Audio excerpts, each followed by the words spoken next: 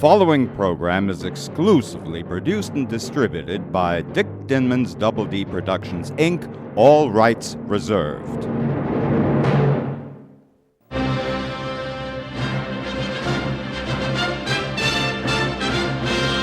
Hi, Golden Age film fanatics, and welcome to DVD Classics Corner on the Air. My name is Dick Dinman, and our goal is to become your exclusive guide to the very best of the Golden Age classics coming out on DVD. We'll have reviews, breaking news of upcoming releases, plenty of surprise guests, and a special feature devoted to the great Golden Age film composers, which we call Cinemusic. So let's turn on the marquee and lights, camera, action.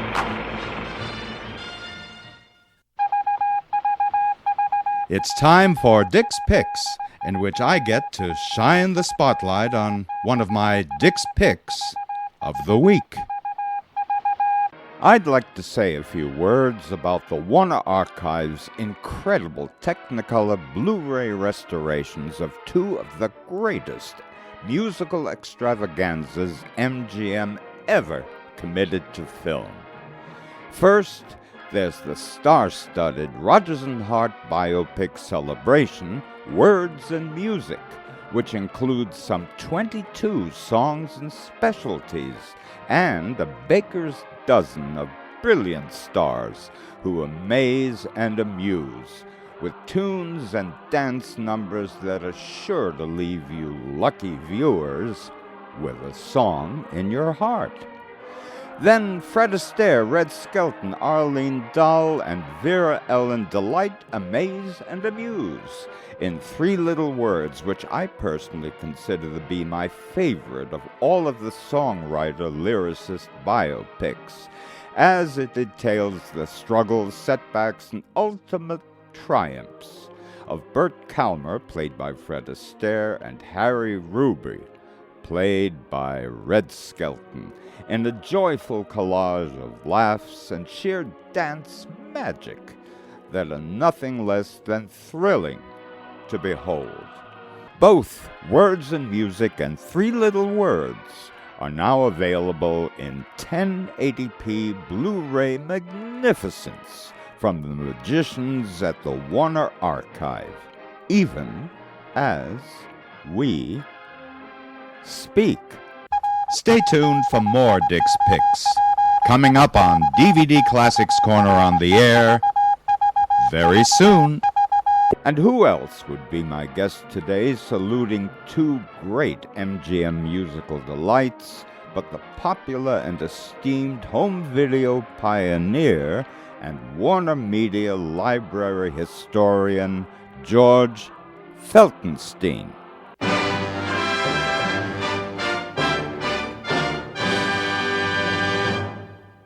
George Feltenstein, welcome back to your second home, DVD Classics Corner on the Air, and it's always a delight and a privilege to have you as a guest on my show. Oh, it's always a pleasure to be with you, Dick. We're going to discuss two great MGM Technicolor musicals which you've just released on Blu-ray, and they are Words and Music and Three Little Words. And we can start by having a few words about Words and Music. And George, give me your feelings about this great MGM musical. The re-registration of the Technicolor records in our new master is just stunning on the new Blu-ray. And this is one of several biographical composer documentaries that's a cavalcade of songs where the screenplay is not exactly factual, and in some cases for this film, the screenplay tends to be a little bit, predictable. But it's not the screenplay that people need to see this movie for. It's for the incredible musical numbers that use virtually everybody on the MGM lot to do their stuff in front of the camera and perform a raft of beautiful Rodgers and Hart songs. And the songs and the dances are terrific, and it's great entertainment. And, of course, this is a byproduct of the Arthur Freed unit at MGM. And any time we're able to restore one of these films and make them look as good, if not better, than they did when they were released, it is incredibly rewarding, and we're very, very excited and proud of this. Well, you certainly should be, and I'm speaking to someone who has released incredibly gorgeous Blu-ray editions of Showboat, Annie Get Your Gun, and many more MGM musicals, and the transfers were magnificent. But I have to say, there's something about this particular transfer of words and music that is very, very special. Now, I'm wondering whether, for instance, I'm noticing, never mind the musical numbers, which are lit the way, all musical numbers should be.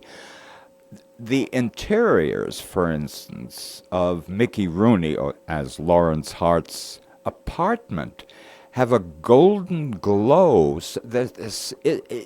Am I crazy, or is there something in the color design of this movie that is different? I think that MGM always strove to make everything look as beautiful as it could when all the key people were in place there. And I will agree with you that the production design is different from other films, and I can't quite tell you why. But I think it's shot beautifully, and everything is meticulous. So you didn't do anything special with it that maybe you hadn't done on Showboat or Annie Get Your Gun or some of the others? No, it's all the same process that we've developed and basically have been refining for over 20 years. Huh. I mean, back in 2001 or 2002, we started to develop a process to align the 3 Technicolor negatives, which are actually black and white negatives, each of which, when hit with the prism, provided the yellow, cyan, and magenta that built color. Yeah. And we called the process at the time ultra resolution. And that was at the base for what we did for Singing in the Rain's 50th and The Adventures of Robin Hood. And the process at that time was that we broke the screen up into 16 portions and would align everything perfectly within each one of those 16 portions. Now we're at the point where we can align down to the pixel.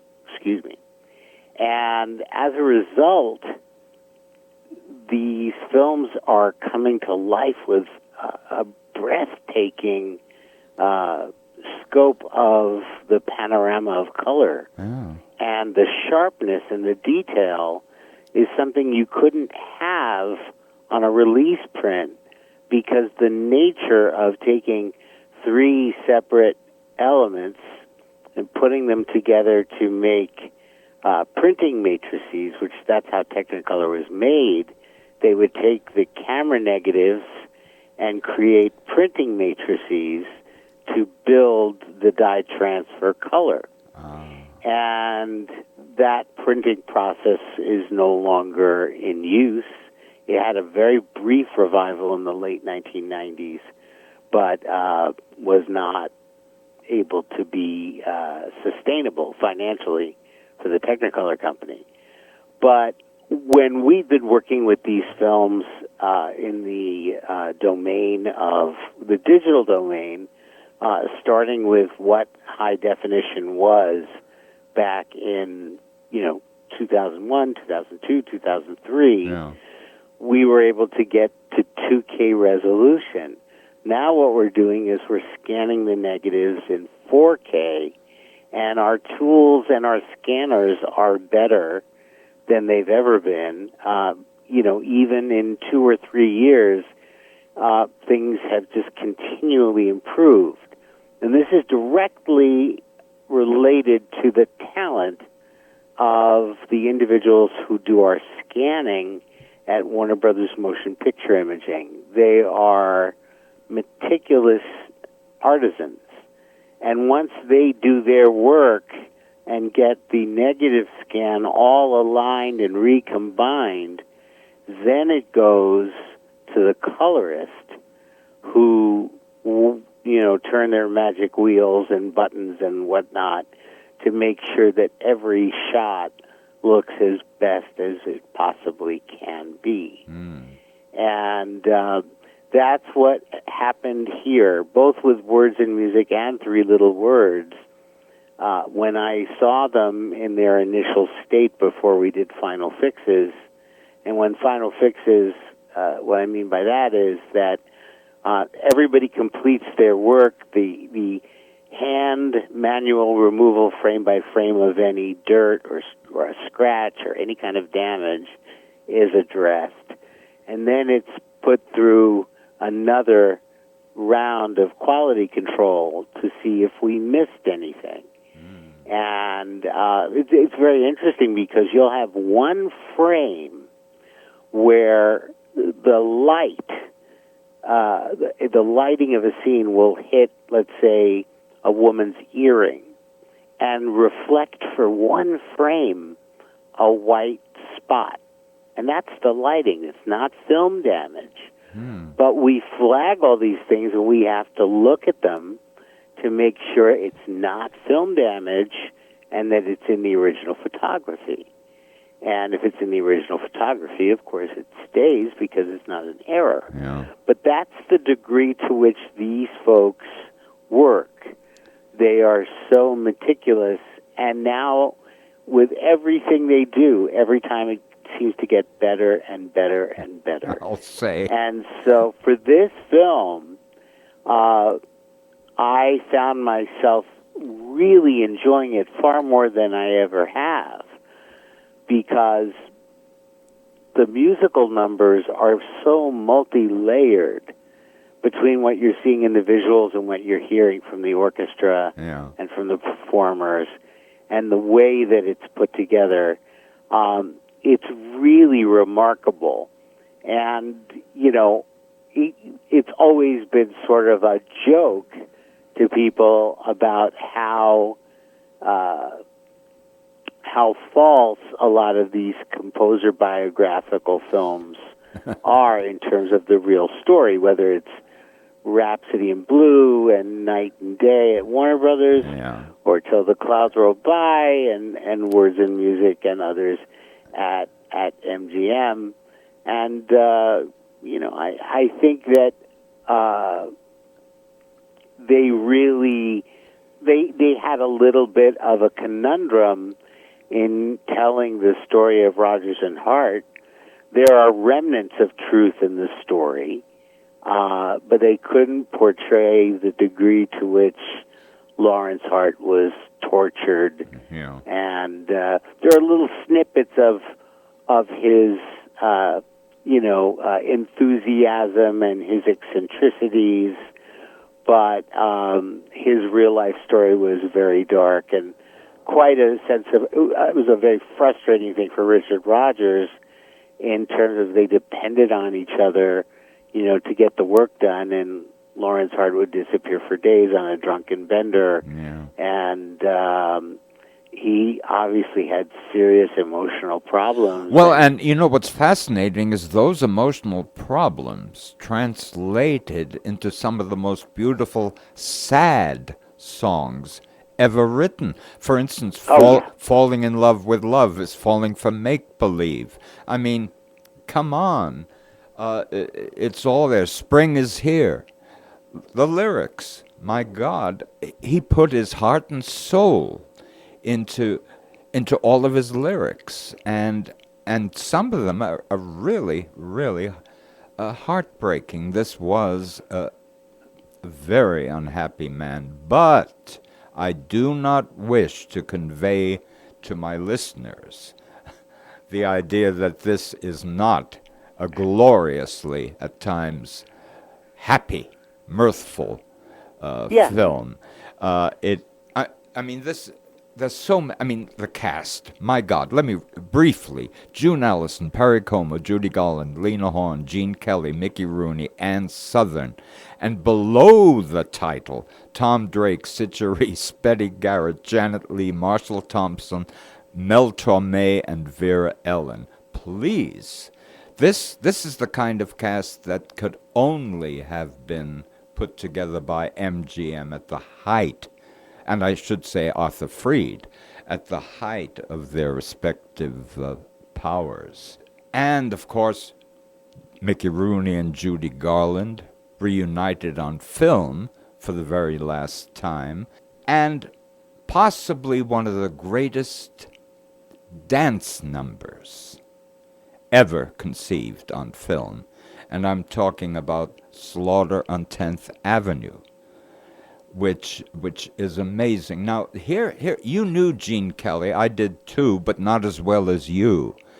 And I was kind of surprised that Gene Kelly did not ask for at least co-choreographer credit on the Slaughter of 10th Avenue number, because if his name is in the credits as a choreographer, I don't see it. All I remember, I think, was it Robert Alton? Yes. Yeah. How come how Kelly didn't get credit up front for this? It's a very interesting question, and as I always do, I've gone through all the production files, and I have not seen anything that even resembles a conversation between people saying, should we give Kelly credit or not? I think that, Gene had a respect for Robert Alton and probably didn't care about the screen credit. This is right before On the Town. And I guess Take Me Out to the Ball Game followed this. Yeah. I'm not sure in the chronology. I'm trying to think of it in my mind.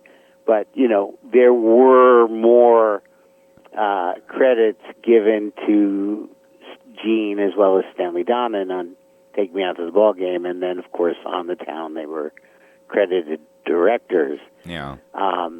But it was clearly following on the Pirate Ballet, the Pirate Ballet was the stepping stone that led to Slaughter on 10th Avenue. And the Slaughter on 10th Avenue part of the film is actually my favorite. Mine too. Because it totally takes you out of the story of Words and Music and gives you your own story in a ballet. And Vera Ellen that's her first MGM film.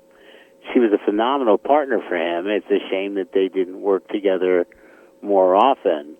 But that whole story for that ballet is completely different than the story of the Balanchine ballet that was done on Broadway for On Your Toes in 1936. And I think Ray Bolger did that.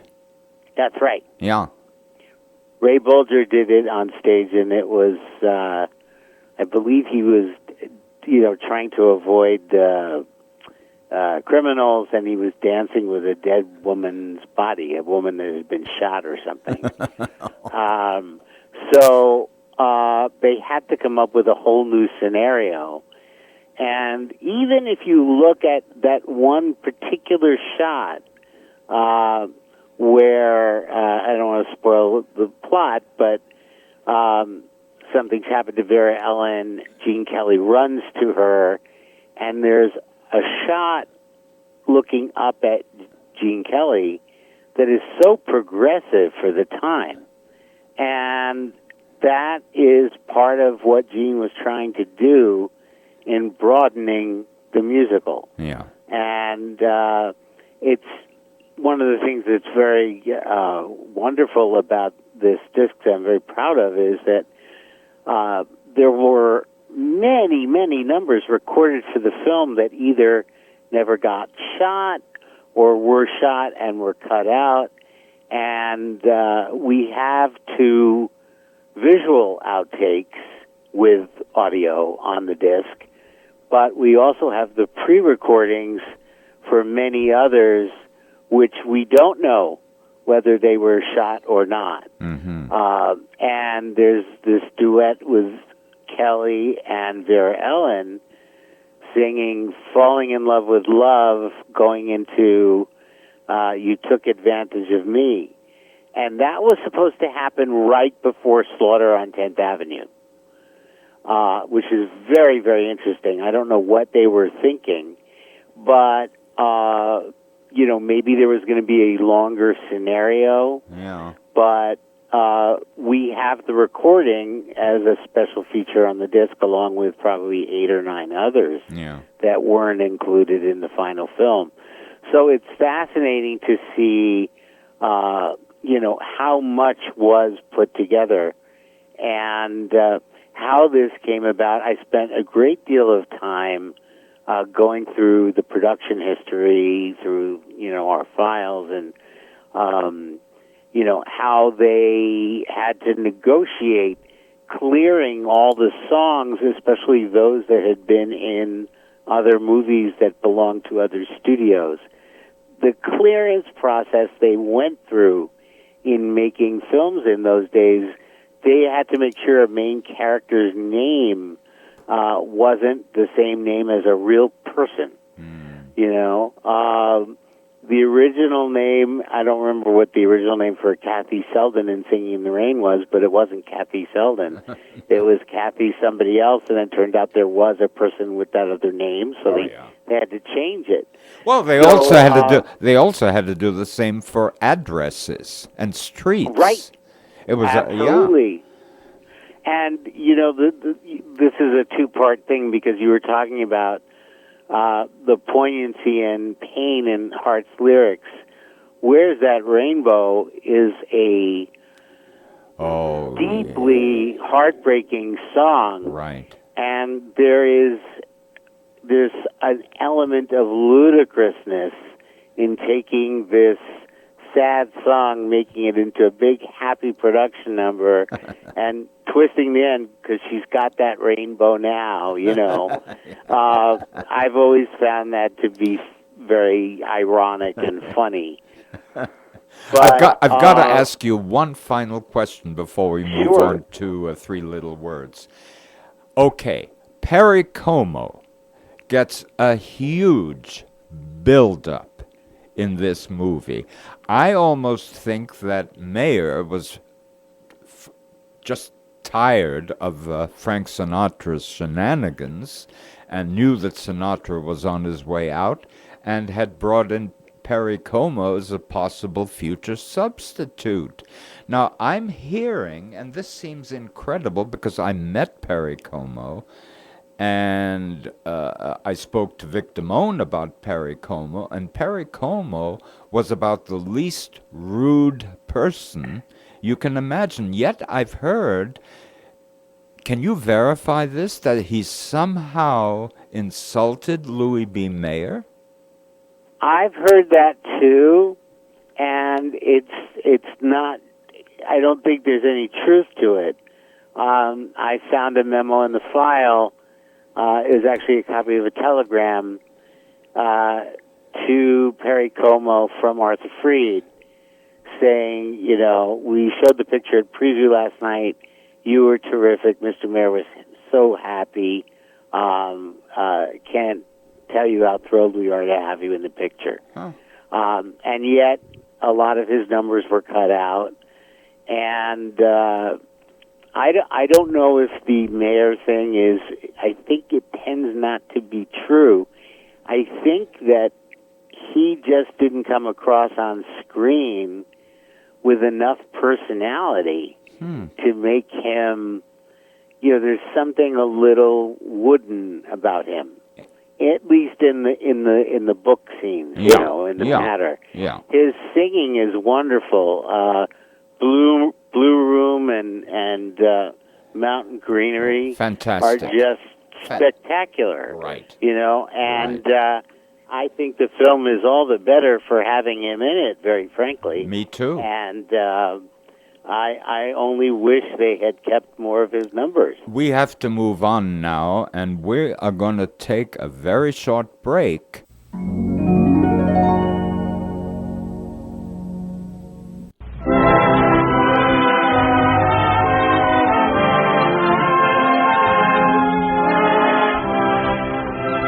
We pause now for station identification.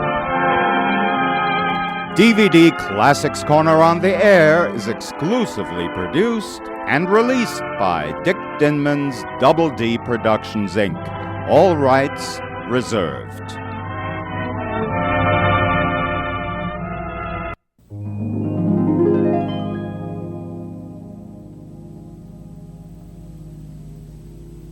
And we're back with George Feltenstein. And George, okay, I obviously always defer to you initially to talk about a particular film, but I've just got to say a few words about Three Little Words. I believe this is one of the best films and one of the best performances in Fred Astaire's career. I believe that this is the best performance that Red Skelton ever gave on film. And I further believe, and no one else has said it, I firmly believe that Vera Ellen is by leaps and bounds the finest dancing partner for Fred Astaire. And I've said it, now I defer to you. I can't disagree with you. I mean, if you look at the dance numbers in this movie, they're just, what's the right word? Sumptuous.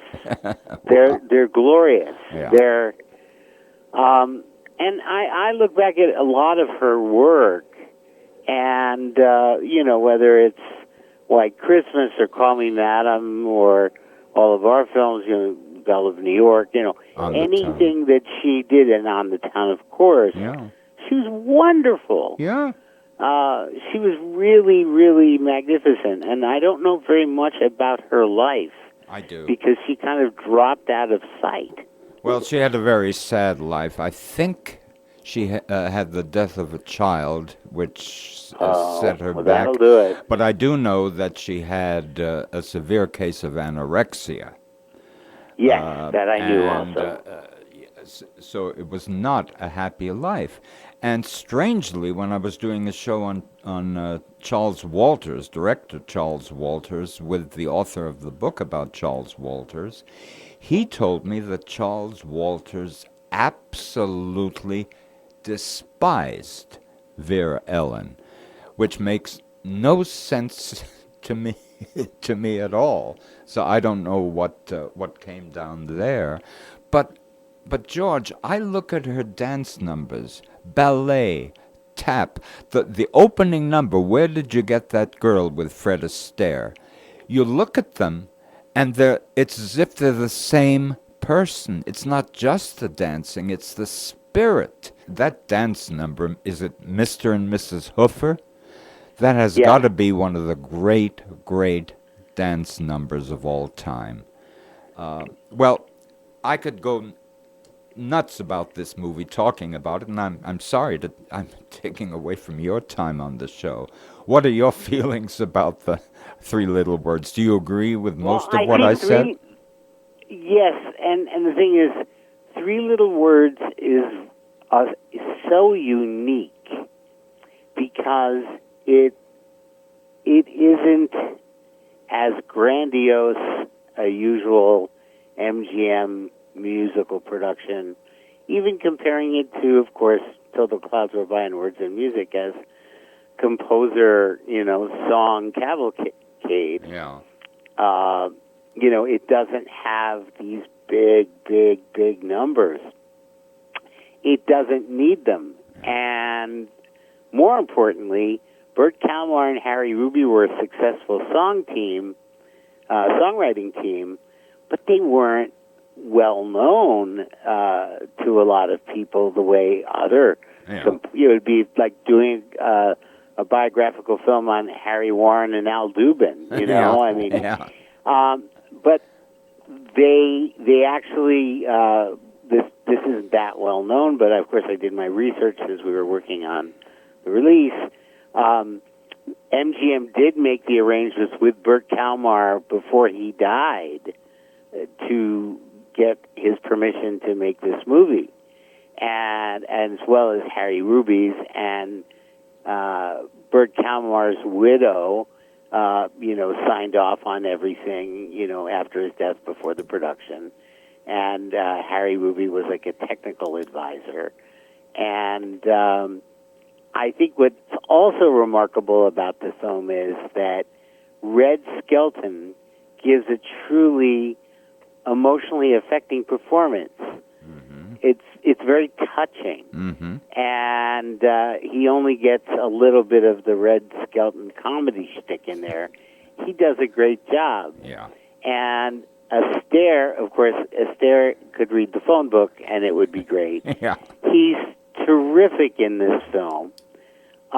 And it's just like a magical combination of performers, and the film is not recognized or thought of in the same level of greatness as many other MGM musicals, and it deserves to be better known because it really is exceptional entertainment put together so perfectly. Yeah.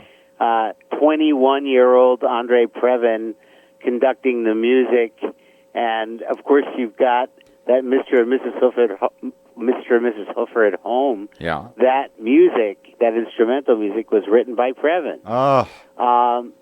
It's just spectacular. Yeah. And I had the good fortune of producing the soundtrack album for this about 20 years ago, and I've just been in love with the film. But this new master, the Technicolor, again, it's really the star of the show. Yeah. It's really incredible. Yeah. And I'm happy to share with you, if you don't know this, that two gentlemen who wrote a book recently about summer stock, their next project is to write a book about the making of Three Little Words, which I find fascinating. I've got to have. Who are? Well, you'll tell me later, but I've got to get them on the show. Yeah, I mean, I'm sure it's probably years away because they worked on their summer stock book for many, many years. Yeah. But there's not a lot written about this film at all. I am happy to say that it was brought in under budget, and it was very profitable, and it got good reviews. Well, George, wait a minute now. I have a comparison here. Words and music, the budget was approximately $3,048,000. The box office was $4,552,000. The loss was around $371,000. Three Little Words. The budget was half of Words and Music. Right. And the box office was the same. The same as Words and Music. And the profit was $1,252,000. And for that we have to thank producer Jack Cummings, a forgotten man, just because he was Louis B. Mayer's nephew. He never seems to get any attention, and I think Jack Cummings deserves a great deal of credit. Of course, he would do other musicals, namely Seven Brides for Seven Brothers. And Kiss Me, Kate. And Kiss Me, Kate, and a particular favorite of mine, which no one knows, 2 Weeks with Love. Right. I mean, his resume of work is, I would say, it's up there with, frankly, I like his films better than Pasternak's. His pictures are really, really good. Yeah. And he also was able to make the transition into producing comedies when musicals started falling out of favor. Yeah. And he was the producer of Viva Las Vegas with George Sidney directing. Yeah. That was quite a combination. I consider that kind of a reunion MGM musical. Yeah. Because a lot of people that worked on the golden era musicals worked on that picture, and it happens to be one of the few Elvis Presley movies that I think is a really good film. Indeed. And a very entertaining film. And the last person I want to pay tribute to is director Richard Thorpe. I mean, he has virtually, in my opinion, no personality, no particular trademarks of personality. As a director, you could look at his films with others and you couldn't figure out, this is a Thorpe movie the way you could, this is a Ford movie or a Stevens movie. His lack of mannerisms and his extreme technical proficiency made him incredibly versatile. He crossed all genres. He did. And I loved so many of his films. He was considered like a day worker. You know what I mean? Yeah, like, I know exactly. We'll have Thorpe do it. Yeah. You know. Yeah. And meanwhile, the films that he's responsible for, there are so many wonderful ones, and that were very, very successful. Whether it's Ivanhoe or The Great Caruso, or speaking of Elvis, he did Jailhouse Rock. Yeah. And to think, Night Must Fall, Three Little Words, Esther Williams movies, dramas, comedies. Just to recap, my listeners could not possibly do better than to pick up a copy of Words and Music and Three Little Words. You will be floating on air for a long, long time after seeing these two immaculate, spectacular transfers. And I'm hearing, though I haven't received it yet, that upcoming Bathing Beauty with Red Skelton and Esther Williams is coming out soon. And I've spoken to you about this before. I hear it's going to be a gorgeous, gorgeous transfer. It is. It's right up there with Three Little Words and Words and Music in terms of its Technicolor virtues. Whoa. It's such a. It is all about Technicolor, that film. Yeah. It's so multifaceted, and you bring up an interesting point, which I'm not happy to talk about, but I think it's important to talk about. We have been having delays in our releases not making their street date, and this is primarily due to the fact that there's only one replication facility for all of North America that all the companies have to use. Oh, my God. And as a result, we're not the only company that's been affected by this. Yeah. Other companies have been too. So people were so quick to speak to the end and death of physical media, and there are thousands and thousands of customers waiting to buy discs, and we're doing everything we can to try to make sure that the truck coming from Mexico to go to the distribution center doesn't get stopped at customs. It's that kind of thing that can slow everything down, and it's a very bad situation. We have something to look forward to. And George, I want to thank you so much for taking the time. Congratulations on these two marvelous transfers to Words and Music and Three Little Words. And there's a reason why you guys are so renowned for the quality of your transfers, and it's right there on. You can see it on Words and Music and Three Little Words. And George, thank you so much, and I can't wait until next time.